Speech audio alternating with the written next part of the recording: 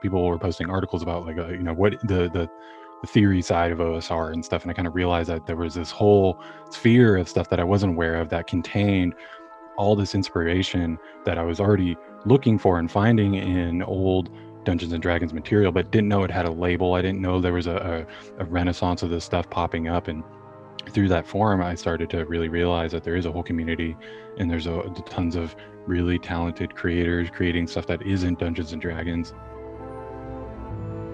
Hi, it's Gary Snow from Dieku Games podcast, and I'm here with Leo from LF OSR. So welcome, Leo, and I'm really glad you could join us today. Oh, thank you so much. I'm really glad to be here. It's been a long time coming. I've been wanting to talk to you more a lot, so very nice to be here. Yeah, it's great. And so, Leo, you've been active in the OSR space, and that was initially what drew me to, you caught my attention there. And just tell us a little bit about how you got, maybe let's back up and go, how did you get involved with RPGs in the first place and your journey up until this point? Sure, yeah. It's really interesting. The RPGs have always kind of been in my life ever since just being a kid. I was kind of growing up around fantasy video games, always being around. My best friend was always playing Baldur's Gate and Icewind Dale and Neverwinter Nights and all that stuff. And he really got me into like the Forgotten Realms side of things, and we kind of dove into it a lot together as we got more and more interested. And we never really got to play D&D per se until later on, like when I was in my teenage years and I could actually afford to get my own books and such. Before that I was always just referencing other people's books that I could see while I was over at their friend's house or at my friend's house or whatever. And so it took a while for me to really get into it. But once I did really get into it in my teenage years, it took a while to understand that there was more than just D&D out there.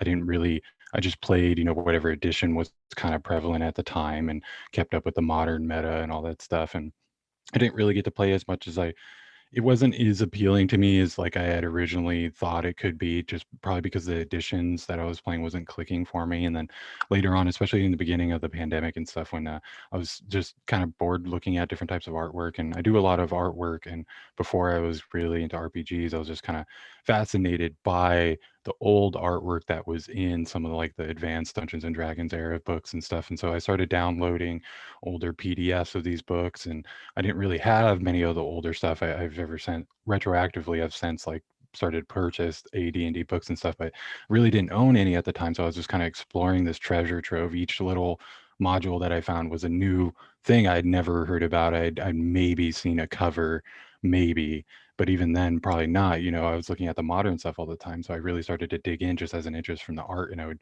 pick and choose these pieces of artwork that really jumped out to me. And they were also tapped into like a certain type of evocative style that was very unique to that era of RPG artwork. So early in the game that so many things were, there wasn't like a determined like style for all the covers. It was kind of up to whatever painter was commissioned for it and this kind of stuff. So there was a lot of like expression coming through in these illustrations that really spoke to me. I ended up really getting into a lot of that era of illustrations, and I decided to kind of try to emulate that style after a certain, I was trying so many different art styles through my little art career, but none of them were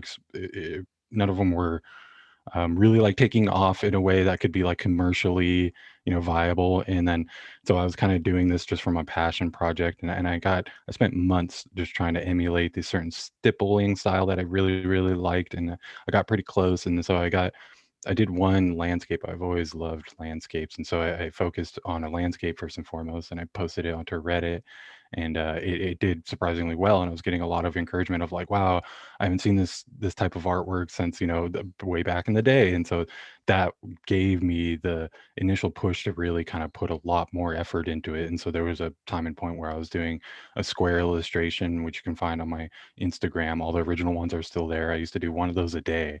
And I did that for like 3 months of just really quick square illustrations. And it was very challenging, but it really kind of got me into the swing of things as far as like what I wanted to do with this new style, and finding out why it was appealing to me. And I was ultimately creating illustrations that I wanted to see that no one else was kind of creating in a modern sense. And so I just kind of kept doing it from that. And then I realized people are really enjoying this stuff, and they're really enjoying the products that it can be associated with. I was starting to get commissions for the first time in this space. And so it kind of grew from there. And I kind of, ever since, have just kind of embraced the whole OSR art scene and the scene itself, in creating my own content. And it's kind of just clicked ever since then. It's been a kind of serendipitous of just things falling in perfect places, opportunity presenting themselves, at the right time, the availability that I had at the right time of transitioning my personal career.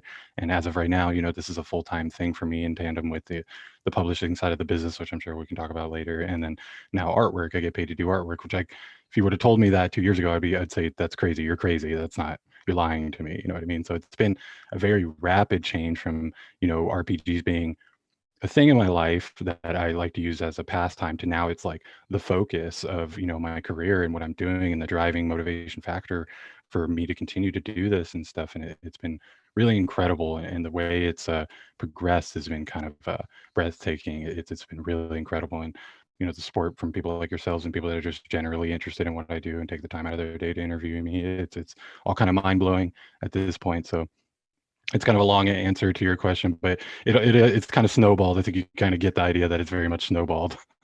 Did you ever kind of have a moment of like when you were like playing with like 5e and then you kind of had that light bulb moment where you discovered OSR, or has it always, have you Hmm. grown with OSR right from the beginning?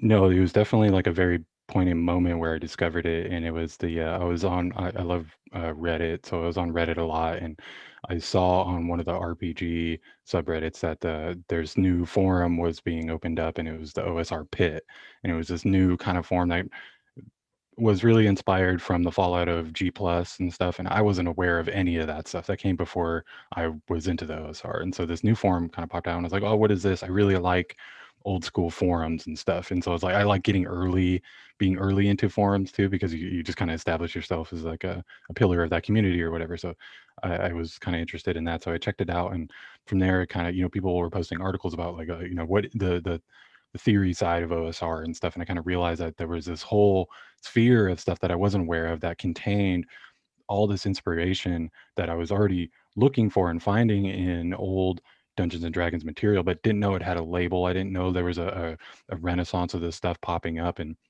through that forum, I started to really realize that there is a whole community and there's tons of really talented creators creating stuff that isn't Dungeons and Dragons. And the first one that really kind of appealed to me was Ben Milton's Knave, which I publish for him, which is pretty cool. But in a certain sense, it's open gaming license. But he that system, along with his YouTube videos, really, really got me in the headspace of there's a whole community here, and there's a whole scene for me that's doing the same things that I am trying to do, and are just as interested and just as willing to support other creators, be it either following them or financially like paying for their products out of their own pockets and crowdfunding this stuff. And it was a big kind of moment for me to realize that that existed.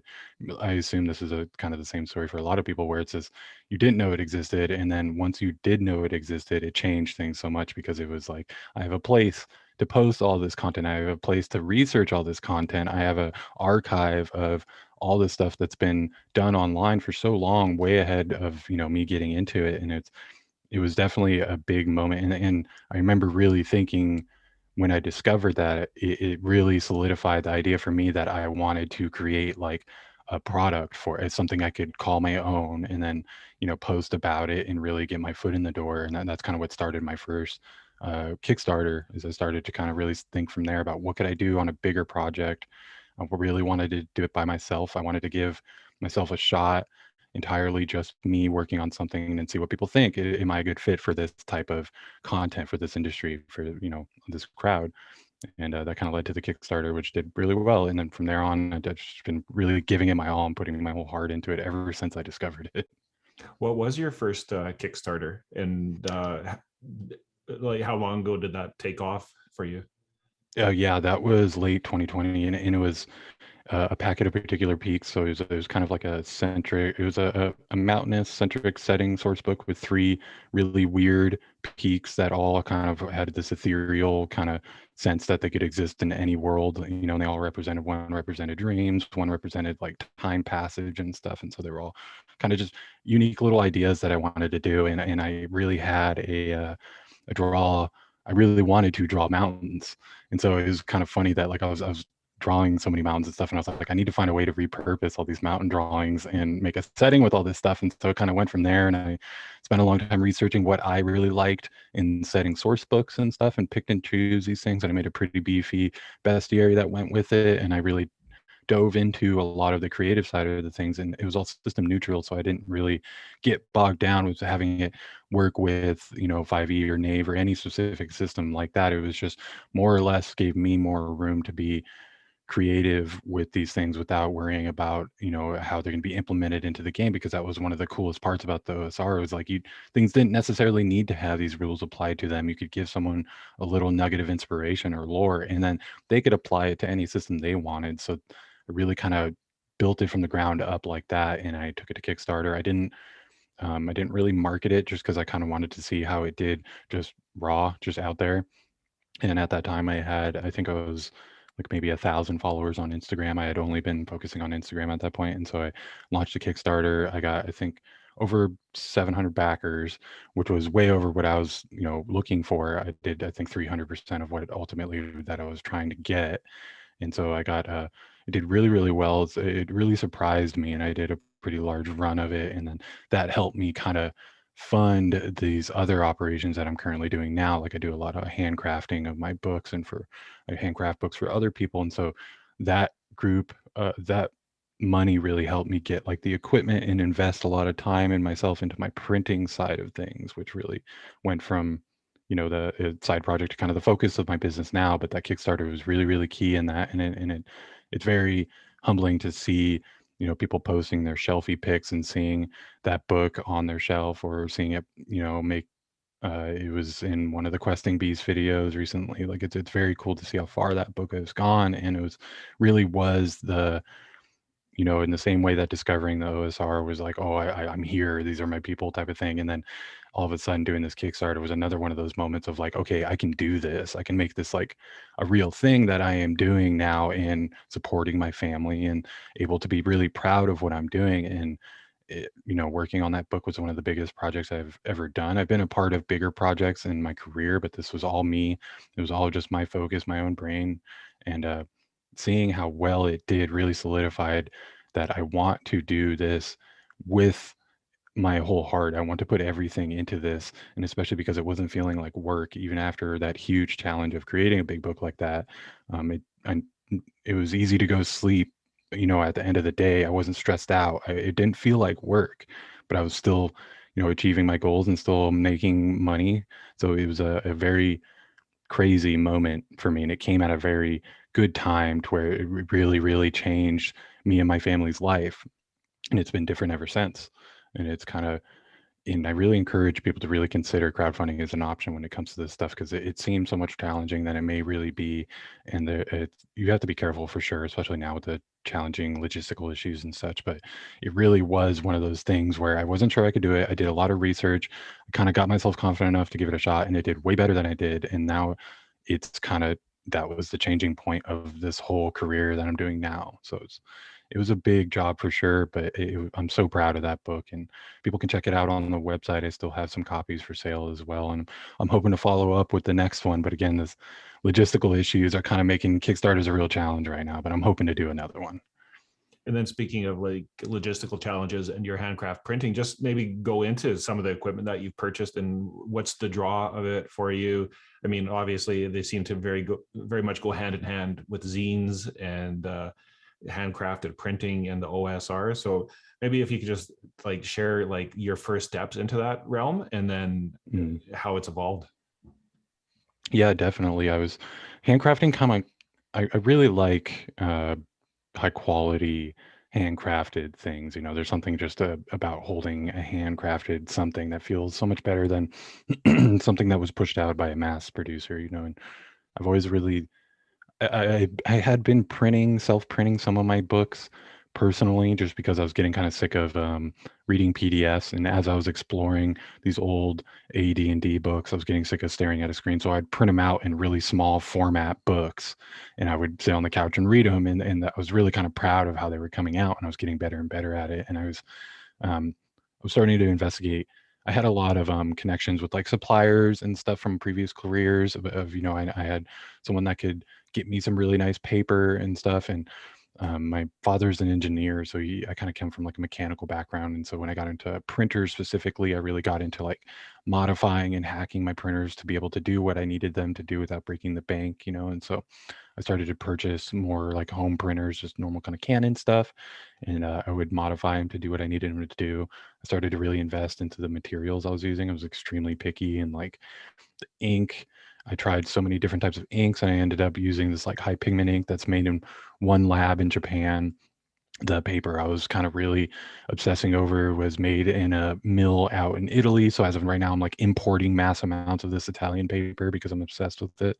There's so many other papers that I import and stuff, and so as I was kind of putting more thought and time into my own home printing, I was kind of seeing I was printing stuff that friends were releasing too for my own personal use. So like someone would release a digital only game on itch, and I would print it out and hold it in my hands and read it and be really stoked on how it came out. And then I would message my friend and be like, hey, look at this, this is pretty cool, right? And then I did that with Perplexing Ruins, and he's an artist that came out, he started to get into the scene about the same time as me. He really got on he was really an active member on the pit before, you know, that kind of the pit's kind of slowed down ever since. But we really connected because we both started getting into the art side of things together. We're bouncing a lot of ideas off of each other. We were seeing each other grow basically at the same pace, and it was really cool. And he came out with Darkness Moves, which was a module for Karn, which is like a it's a variant of like Knave. It's like a hack of Knave from Yokaija, and it's a really cool system. Yeah, it's really really neat. I believe. Yeah, yeah, yes. And he put a lot of time into this module he developed for this system, and it was really cool. I really liked it, and so I printed it out and I showed it to him, and he was really stoked. And he's a big fan of handcrafted things, and he used to work in like book repair and that type of stuff, so he was really familiar with this space, and he was really impressed. I sent him a copy. He was really really impressed holding it in his hands. It's one of those things that it looks good in a picture, but once you really hold it and feel the material, you'll kind of understand why I am so picky about this material. And he was really impressed with it. And so I kind of approached him with like, hey, what do you think about you know, potentially selling these? At that time I had my own website and I was selling my own books. The Kickstarter had wrapped up, so I was selling the books I had left over on the shop. I was printing my own trifold pamphlets and art prints. And so I approached him and I was like, hey, what if we sell a small number of these on my shop, and you know, I'll give you royalties on these so you don't have to invest anything up front. And that really fit for what we wanted to do. And so we gave it a shot, and it did really well. We did a run of 50 copies, which is small, but it sold out very quickly. And it was kind of surprising for both of us. And it was, again, one of those light bulb moments of like, this is a whole nother thing that I can do just aside from artwork, that now like I'm pretty confident in these things that I'm creating physically. And so it kind of went from there. I when I work with printing people's work, I'm not really interested in like asking exclusive rights or anything like that. So really kind of what I encouraged him to do is he took the money that we earned from the print run on my shop.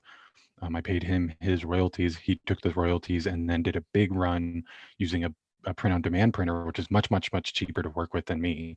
And he got his own run of the same book, and he sold it, you know, on his own Patreon. He sold it to a number of big retailers and stuff. And so that let him generate even more income, which was great to see. And it kind of, after that, I kind of sat down and really put some time and thought into like, is this kind of feasible? And so ever since, I've been kind of changing my trajectory a bit and purchasing more equipment to allow me to do larger print runs. You know, I have now 4 printers sitting in my 1-bedroom apartment in San Diego. I have, you know, industrial stapling equipment, like all this stuff that I use to really accelerate the handcrafting process while still calling it handcrafting, because I'm touching every single copy. I'm physically folding all this stuff by myself and cutting and trimming. And so based on that run for Darkness Moves, I started to reach out to other creators.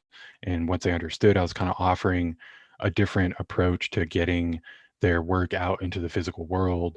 It was a little different from the traditional, like having a whole bunch of copies made and then trying to sell it to retailers via wholesale. This was more like a hands-off. It was more akin to traditional publishing, where a novelist has their novel and then they pass it off to a publisher to handle the production.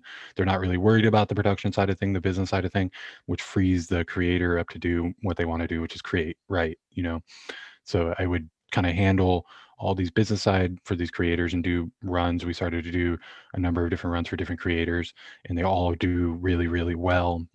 Started doing pre-orders for even bigger runs, and sure enough, people are willing to help fund it. And so it's kind of, again, snowballing just like everything else, and it's gotten bigger and bigger on this side of things. But as of now, things are kind of changing just because of the logistical issues. I have to be very flexible when it comes to materials because I am importing so much. I am dependent on a lot of very bespoke, handcrafted materials. And so as the looming logistical issues are kind of being caused by like a perfect storm of a number of issues kind of spurred on by COVID-19, and a lot of delays are being introduced into the supply chain and stuff. And especially here in the United States, I'm in California, and trying to import from overseas or anything like that, there's a very long delay. There's very scary pictures of the Long Island ports of, hundreds of cargo ships floating out there waiting to go into port. And so as things are changing a bit, I'm having to change a little bit, just like I think a lot of other places will have to change as well. You're probably going to see more like digital content, that type of stuff. But it's just a matter of adjusting, and figure out a good place for me while things are changing. Things are okay right now. I just did a big run for EZAG, which is a really cool project I was able to be a part of with Dank Dungeons. And so I'm doing really, really well, but things will be kind of shifting a bit as material becomes harder to source, and even just getting books to customers is becoming challenging. Like the USPS just suspended shipments to Australia and New Zealand. So I have to find alternative ways to get books to those customers and stuff. And so as the world kind of changes, we'll kind of change as well. It has the potential to get worse, it has the potential to get better. It's really up in the air at this point. It's really hard to say. It's hard to project anything.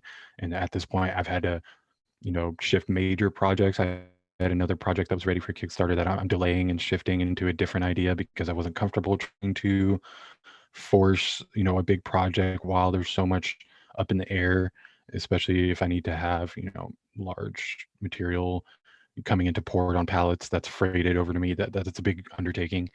And so I kind of changed already.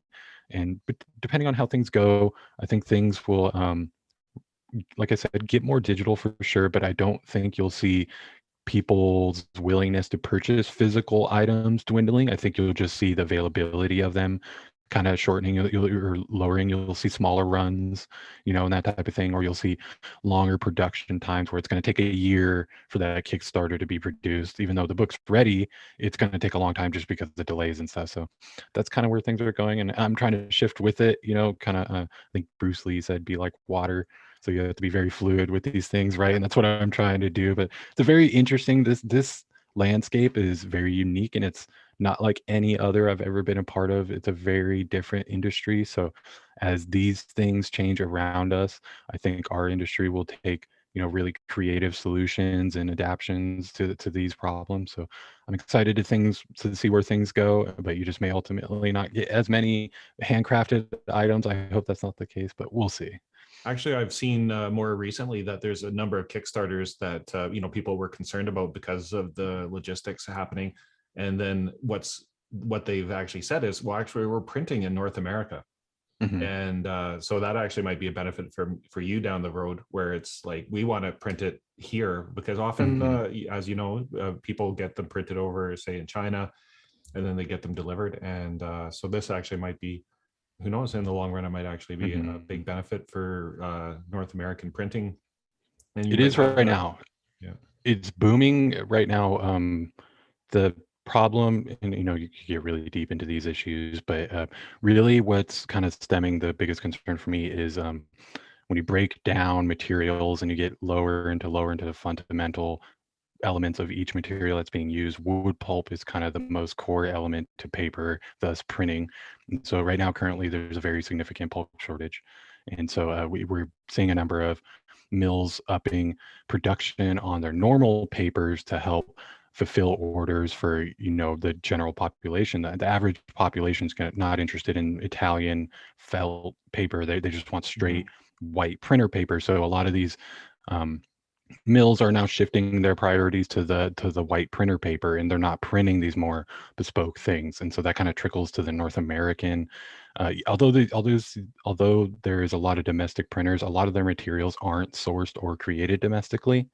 So you end up getting into a supply problem where they're having to source their paper from other countries and stuff, and that's being delayed. So as of right now, which is very much subject to change and will change very quickly, a lot of printers and brokerages here have reserves of materials that they were able to source early on, which is arguably causing the supply issues now because so many people are trying to build up their own reserves in a number of different industries, which is upping production. It's stressing production out and it's stressing transit times out. And so these printers and such have a pretty good source of materials right now, and they're burning through their reserves, and they will burn through them pretty quick. And they're going to inevitably hit the point of I need to order more. We need to supply our printing facilities with the raw materials, which unfortunately may not be produced overseas. The pulp is majoritively coming overseas. So, you know, and then there's so many different aspects when it comes to this is the ink. There's certain materials that are involved into the ink creation process that can only be sourced in countries overseas, just based on the production process. And so you're seeing a big boom in North American printing, although it is much, much more expensive here. They are being very smart with how they're introducing the pricing and trying to get people into the mind of, if you do want to print domestically, you really need to get the quantities up there. You need to really, really get it up there if you want it to compete with, you know, domestic or international, you know, printing overseas or mixam, that type of stuff. You really have to get into the high numbers. But if you can do it, they're willing to help you. They'll really, really put a lot of effort to try to get it done domestically. But unfortunately, with that big boom, you are going to see a lot of materials just kind of dwindle, and it's going to be, we're going to have less time that the North American printers are going to be able to serve our market. And it's not their fault per se. I think it's a really good opportunity for the US printing market to really understand that if they are willing to work with pricing, they can really, really compete. And people are really, really interested in printing domestically. But when you're getting into small numbers under 500, it gets really hard for domestic printers to justify those costs. And you see a lot of art creators in our space, they're not big. Sometimes it's just one person, two people maybe, you know, and it's like a lot of these people don't even have business bank accounts and stuff. So the concept for them to pay over that to get a print run of a thousand books done domestically is a daunting big, you know, that's a challenge, you know. And but that is where domestic printing is doing best right now. So it has the potential to really change things. I think in terms of the long-term future, I think it will help people's outlook on domestic printing. I think there will be a lot less dependency on overseas printing, but I don't think you're really going to be seeing much. You're still going to run into the same availability issues with printers that are printing overseas. It's just a matter of the timing of it. It may take longer for us to feel the effects in those printers and such, but we'll see kind of where it goes from there. Ultimately, it might just be that these domestic printers are going to be best for stuff that isn't using fancy materials. It's just kind of straight, you know, you cut and paste printing with this one paper option, and that's okay. That will serve a lot of the market right now. Um, but in terms of like what I want to do, it's becoming very challenging just because of the material issue, and they'll run into the same material issues. I'm running into it earlier because I'm looking at more luxury, bespoke type of items. So I would say if you're interested in domestic printing, keep an eye on the availability of as many printers as you can, just to kind of get a beat on, you know, material that's flowing in and out. And if right now, based on feedback I've heard, pretty much all the printers are backed up just because so many people are looking for domestic solutions. So if that's an interest to you, work with them as soon as possible. And, you know, if you, especially if like you have the money right now, go right now. Don't wait. Try to get it on the books now, because they're going to try to want to schedule a month or two from now to get you in production. So if you're just waiting and then all of a sudden you just, okay, I want to print today, they're going to push you back months. Mhm. So really try to keep that in mind, and have an understanding with these printing companies that they are just so incredibly busy right now. So if you really want to work with them, you're going to have to put a lot of effort into, you know, getting yourself in there, because everybody else is trying to do the same thing right now. Don't sleep on these guys. If they're willing to do this work for you right now, get it before the materials start to dry, you know, start to shrink. Hopefully it won't be, I'm hoping it'll be far out, if at all, but just the way I'm kind of seeing things Yeah. now, I think it's going to be sooner rather than later, unfortunately. And then because Zine Quest is coming up, and last year Zine Quest was just a huge success, and a lot of people Yeah. dabble in the game design, and that's their kind of first foray into it. And often, one of the reward levels is the print version. And Hmm. so, I'll throw this out to you. Do you want people to contact you if they're thinking about doing Zine Quest this year, which is February, I believe, and to get advice from you, or are you going to be so backed up that maybe they should look elsewhere? It's kind of tough to say because again, everything's so hard to predict into the future right now. Again, I'm doing pretty good right now, but I'm also staring down the barrel of 12 titles that I'll be releasing. So I am already backed up, unfortunately, but that doesn't mean that I'm not open for people to approach me. And then it's also a matter of, although Zine Quest is trying to hurdle everyone into this specific timeline, um, I would encourage people to maybe consider looking outside of that timeline if you may want to. We're not at the behest of Kickstarter giving us backing. Quite honestly, Zine Quest is getting very oversaturated. There's so many people participating in it that it becomes a very challenging space. So if I'm not able to do it in ZineQuest's timeline, I certainly want to have people on a list of potentially doing these things later on. And then if I'm able to solidify it because I was able to source the material, I will go ahead and follow up with them. But in general, I'm more than willing to help answer questions and stuff.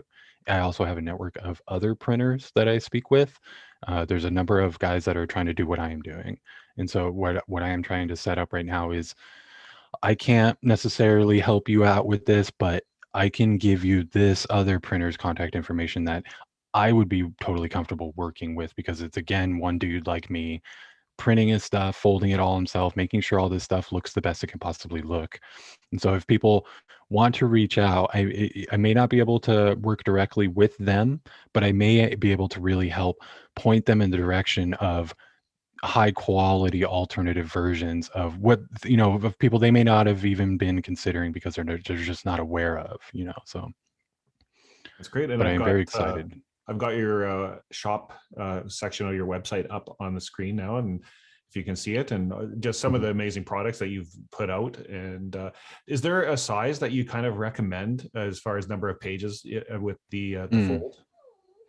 Yeah, it's I do a lot of saddle overall, so saddle stitching is stapling the binding, and I like to keep it around 40 pages with the size of my interior paper is a bit thicker. So if I kind of go over that, it gets a little bit unwieldy. And in terms of like format size, I like half page. It works best just with the materials I'm able to source. I'm kind of restricted in the sizes that I can print based on the materials I can source. And uh, so 8.5 by 11 sheets to get folded in half.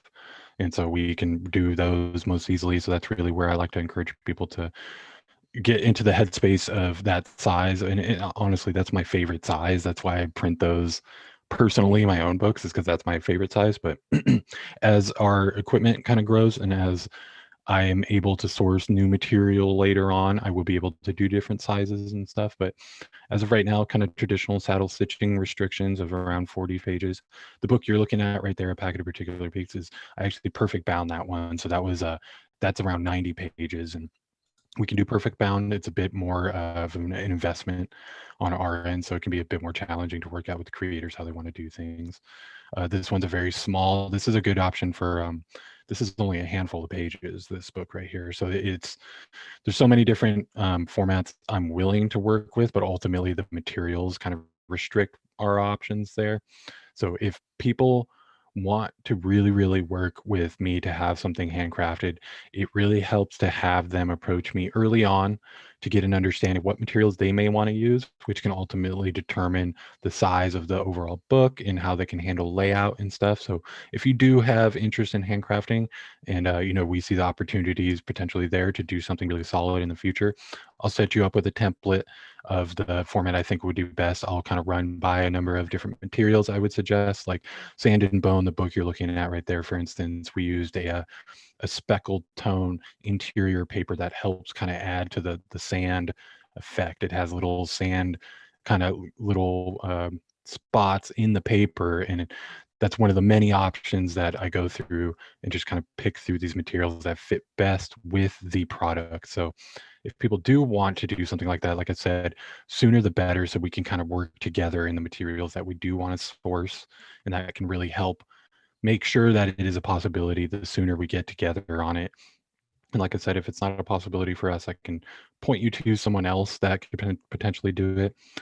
This one you're looking at there, that's the drain from Ian Newsom.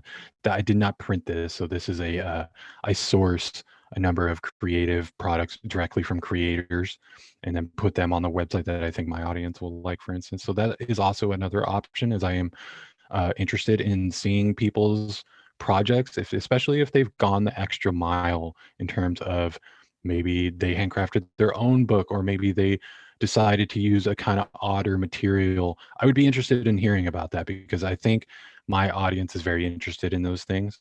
And so if we're not able to work together in having me print your unique book, I'm also interested in just carrying your unique book. So always feel free to reach out. I have a contact form right here on the website, or you could always just email me, or wherever you find me on social media. I'm pretty open. Feel free to contact me. It's always worth a shot to see what we can do. And like I said, I can point you to someone else that I would be just as confident with them handling your work as opposed to me. So feel free to reach out. Quick question for you: bleeds Sure. and gutters. What's your preference, or just kind of the way that you approach them? Yeah, it's kind of different for each product, and everything's. I do all of this stuff project by project. So if we're going to be doing a lot of bleed, it's 0.125 inch, outside, safe margin, same thing inside. But that's subject to change if we want to get a little bit weird. The bigger the zine is, the closer I cut onto the interior paper to trim everything. So we have to count for that. So that's stuff I make the creator aware of as early as possible. If you want to do full bleed, that's not a problem at all. I do pretty much all my stuff with full bleed. There's color as an option. This one you're looking at there is black and white, just because I wanted to lower the cost on that one. That was a bit of an experiment zine. So we did black and white on that one, but we could do full color. There's all kinds of different options. I'm really expanding. I can't make any obligations right now, but in the near future, we would really like to expand the bespoke options in terms of like foiling and Wow. incorporating bookmarks and that type of stuff. So really, really aiming to make the most unique products that we can when the project calls for it. We don't want to just make things overly fancy just because they can be. I want things to complement the product, and that's why we kind of go an extra mile in terms of looking at maybe the sandpaper would be fitting for a desert setting, this type of thing. Maybe like a linen type book would be better. We did a leather type cover for Meat Grinder, which was kind of like a hellish book. So we did something like a deep red leather. So we kind of pick and choose the materials, and that really determines the restrictions as far as layouts and bleed and that type of stuff goes. And like I said, the earlier we work together to kind of determine that stuff, the better. So we're both in the same, we know our restrictions right out of the gate, that type of stuff.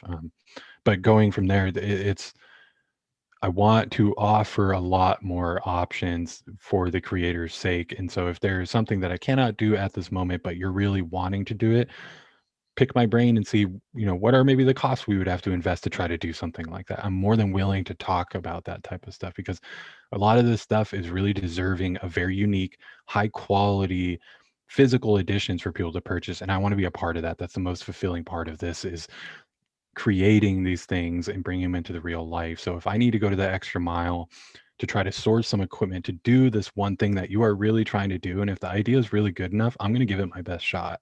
So it's, you know, come at me with these ideas and we'll talk about the restrictions later on. Don't get bogged down in the bleeds and stuff. We'll handle that later. Let the experts handle that. That's good. Yes, exactly. Like if you want to get involved, great. Otherwise, let me handle it. And so let's switch gears to your own content, because I mean, it's very evocative. And in particular, your most recent magazine, Lost Fantasy. I'm going to bring it up on the screen here. Just tell us a little bit about how this came to be, and I'll kind of go through it and you can comment on it as we go.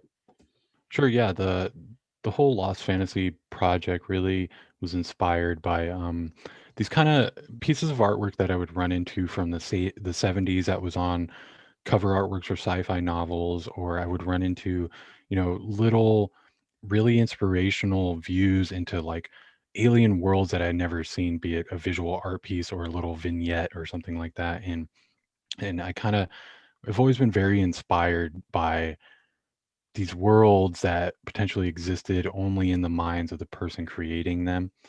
And so that's kind of what really inspired this. And I really wanted to support other artists and other creators, and I wanted to see what was in their brains. And so this was kind of an opportunity for me to approach these creators, these artists like Brendan Elliott, who did the beautiful cover right there. And I basically worked with him and said, hey, what's a world in your brain that no one has ever seen? Can you visualize that for me? And he did, and he did a bit of a beautiful job. And sure enough, he had this beautiful sci-fi outlandish world that he wanted to create. And so I kind of took that and then wrote this whole piece on the Verith realm, which kind of goes over, what it kind of applies this artwork and converts it to tabletop role playing, things that could be used during those tabletop role playing games. So it kind of gives you inspirational, like what's in this realm, what can you find there, all these different things going on there that are just really nuggets of inspiration, kind of how these visual pieces were nuggets of inspiration for me. And so I wanted to try something a little bit different. I didn't tell anybody I was working on this. I kind of just came out of the blue and did it. And I was curious to see what people thought. And sure enough, people really, really like it. And so I'm going to be continuing the series. The second one's almost done, actually. And I'm working with incredible artists that are kind of baffling to work with right now. And it's looping back around to where they're creating these pieces of artworks that if I had discovered on my own, I would have sat there for 5 minutes and stared at because they were so evocative and was getting my brain into this motion of what's going on there, And so that's really where I want to take Lost Fantasy and make it a bigger collaborative aspect, and bringing in some artists that people may have never heard, or finding some artwork that people have never seen, and then creating gameable content based on that, which is a little bit of a reverse. Normally you would have like your game content and then you would hire an artist to depict that content. I'm kind of doing the opposite. I'm asking these artists to depict something for me that I have never seen, and that I am converting that into gameable content, or little inspirational aspects for people to use in role playing games. And I really want to take it there and keep going. And you can see some of my artwork plays into this. I'm able to supplement my own artwork in there, and it's things get a little bit weird with the layout. I really wanted to change, or I really wanted to try new layout ideas and stuff. And so you can see stuff like this, which is very dramatic, but it's also very usable in my ideas. And it's all system neutral. It's mostly just text tables that you read from once you roll your dice and you read, whatever you rolled on, and kind of do with it as you will as a game master. And you can kind of, they're all nuggets of little inspirational points that are meant to be taken further. It's just a simple evocative inspirational piece, again, to kind of emulate these pieces I was seeing throughout the world and seeing them around me, and they all kind of meant a lot to me. As I realized, as I grew as an artist, I find myself referring back to these older pieces that really caught my imagination as a kid. These landscape pieces for video games or RPG games and stuff really stuck with me. Sci-fi pieces that made me think, like, what is going on there? Why is that weird piece of technology there? I loved those things. And so this is my like kind of attempt to create these things and get my own stuff like that out to people in the hopes that maybe I can do that for someone else down the line. It's certainly been quite a journey. Well, it's often what I find with the OSR in particular, it makes you feel more than Mhm. anything. It's and because I'm an older gamer and I go back to the AD&D era myself, and the OSR makes me feel like I did when I first picked up the books, and just Yeah. how involved you were in just exploring that world, and you just get lost in it. And you tell me if I'm wrong on this. The trend that I see is, because technology has gotten better and the tools that we have available to us has gotten better, that it used to be where there'd be somebody that would write and then they would just go hire an artist. And you're a perfect example of the fact that, artists are going, hey, I could actually expand my skill set into games, and they Mhm. already have the art available and they can customize it to the game, versus the other way. And it seems to be that's a trend, whether it's like Tales from the Loop was a good example of that, where they approached the Mhm. artist and said, this looks like a great world, let's make a game about it. Hmm.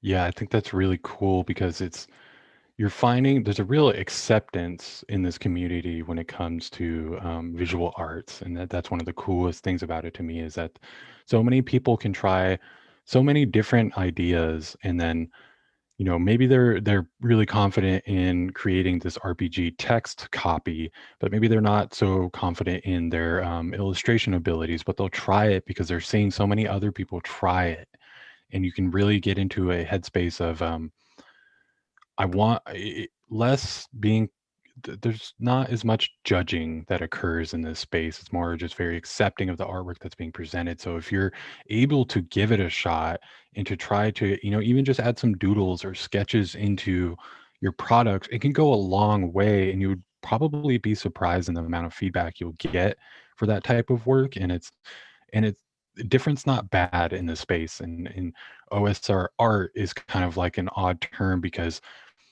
it's referring to old pen artwork that predominantly had cross hatching or comic style negative space. It had stippling for shading, and there's certain artistic aspects that come with OSR art style. But really, OSR art style is just about any art style that you could imagine, and so many people have discovered that you can really apply because, like you said, it's the feel. So if you're trying to achieve a certain feel, and if you feel like your doodles are getting closer to that feel for you than this other artwork, or someone you could hire that makes professional artwork, this more personal artwork that's coming for you sometimes can be a better fit for that project. And so in the OSR, you're seeing people take risks like that of, I'm really going to try to do all of this on my own, or maybe I do only have access to this certain artwork. How can I use this artwork creatively to achieve the feel I am going for? And you see that a lot with public domain artwork, where people reuse public domain in such creative ways that it has a whole new feel, and it's like there's so many different options you have now, and a lot of these options are very celebrated and accepted in this industry that necessarily isn't the case for others. Like even for like Dungeons and Dragons 5th edition, it would be kind of frowned upon if you had OSR style illustrations in some of those books. Some people would be critical of that because they're very used to these painterly, professional, very they're great pieces. It's very evocative in their own sense, but you wouldn't expect to see a doodle in there.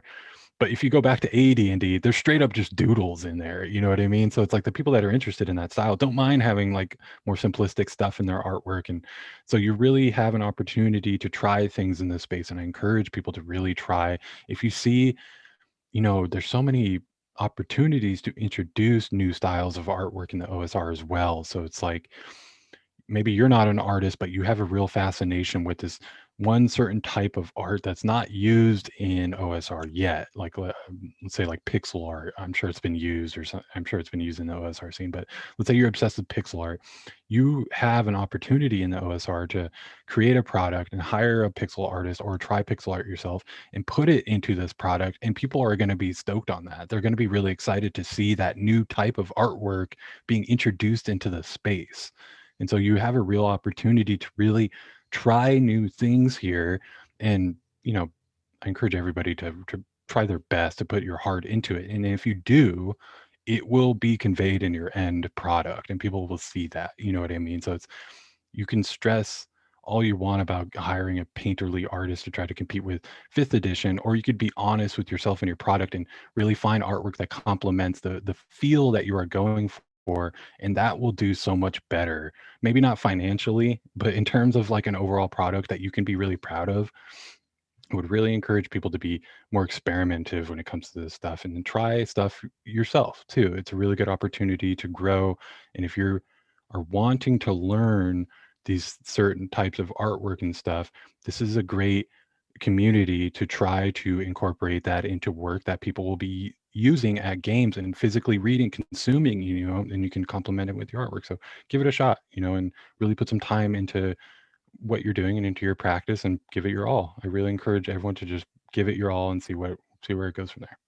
And that's one of the things I just actually said on a recent video that I created, was that the authenticity of the OSR is one of its main selling features, and people want to see the blood of the designer in the pages. They, you know, sometimes it's not, like you said, not the high quality gloss art that you might see in a 5e book, but you can feel the passion that comes with the project. So I think, you know, you captured it in a lot of the products that you've made. And I think you're supporting the whole environment. And so I'm sure there's a lot of people that appreciate what you're doing for the OSR and for role-playing in general, because, you know, I've heard the new SR phrase being used, and I think it's good. I see this as the future of tabletop role-playing games. Like, the stuff that is being created in the OSR is going to be the stuff that goes out there in the future. It's I think the cutting edge of tabletop role-playing games. I might be biased